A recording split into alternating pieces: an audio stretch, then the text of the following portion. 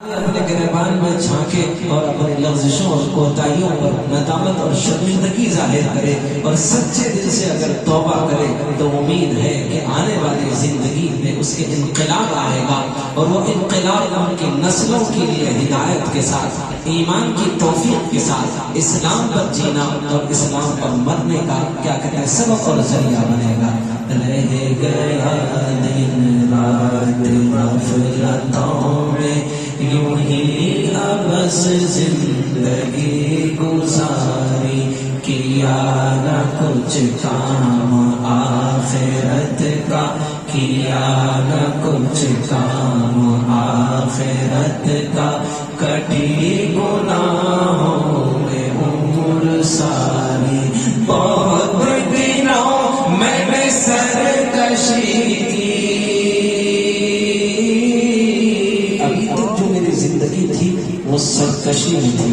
منمانی کرنے میں نے اپنی زندگی گزارا، پھر اب کیا ہوا؟ بہت دنوں میں نے سرکشی کی، مگر ہے اب سخت شرمساری، میں تیرے گھر میں بیٹھا ہوں، میں سر جھکاتا ہوں میرے مولا، میں سر جھکاتا ہوں میرے مولا، میں توبہ کرتا ہوں میرے باری، ہر دم کروں گا اے میرے باری، اس توبہ کے بعد ہر دم صبح شام کیا کروں گا؟ ہر دم کروں گا اے میرے باری، اللہ اللہ اللہ اللہ اللہ اللہ اللہ اللہ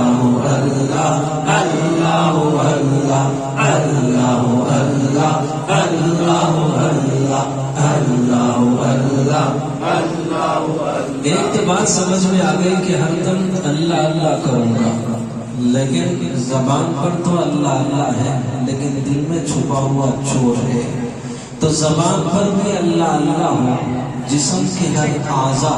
اللہ کا ذکر کرے، اوکے، لیکن ظاہری طور پر پتا چل جائے یہ نبی کا سچا غلام سراپا ذکر بن کے چل رہا ہے، جسے دیکھ کر خدا یاد آ جائے، ہماری رگ رگ میں ریشے ریشے میں اور ہمارے خون کے ہر خطروں کے اندر جو کچھ بھی اللہ کی محبت ہے، ظاہری شکل میں، ہمارے عادات میں، ہمارے اطوار میں، ہمارے رفتار میں، ہمارے گفتار میں، ہمارے اخلاق میں، ہمارے کردار میں حضور پاک صلی اللہ علیہ وسلم کی اطاعت اور اتباع جائے۔ لا الہ الا اللہ جب دل میں اتر جاتا ہے تو محمد رسول اللہ سر سے لے کر پیر تک ظاہر ہونا شروع ہو جاتا ہے، دور سے دیکھ کر پتا چلتا ہے غلام رسول آ رہا ہے، جسے دیکھ کر خدا یاد آ رہا ہے۔ غلام رسول کا یہ حال ہے تو جس کے غلام ہو ان کے آقا کا کیا حال ہوگا۔ خواجہ بندہ نواز گیسوئے دراز گلبرگہ شریف کے بزرگ جب خانقاہ سے مسجد کی طرف جا رہے تھے تو لوگ قطار دونوں طرف لگائے، حضرت کے استقبال اور دیدار کے لیے ہندو مسلمان تمام مذاہب کے لوگ کھڑے ہو جاتے، حضرت جیسی خانقاہ سے مسجد کی طرف چلنے لگے، ایک غیر مسلم نے حضرت کو دیکھا اور دیکھ کر کہا مخلوق کا یہ حال ہے تو خالق کا حال کیا ہوگا۔ حضرت کے حسن کو دیکھا جو سراپا حسن تھے،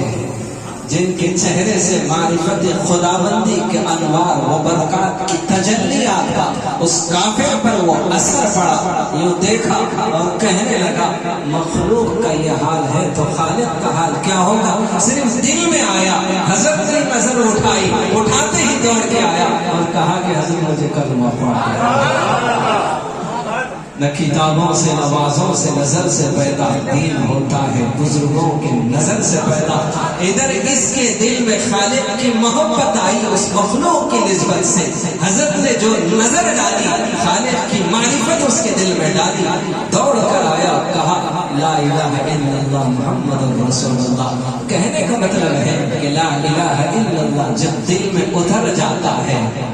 تو پھر سراپا मोहम्मद रसूलुल्लाह का सच्चा गुलाम और सच्चा उम्मती बनकर ऐसे चलते फिरता है कि ऐसा लगता है कि नबी का सच्चा दीवाना है, जिसकी दीवानगी की इस हाल को देखकर लोग कहते हैं ये है सच्चा आशिक रसूल है। तो क्यों अपने नबी से सच्चा इश्क क्यों नहीं करना चाहते हैं? क्यों बगावत, क्यों गद्दारी, क्यों बेवफाई करके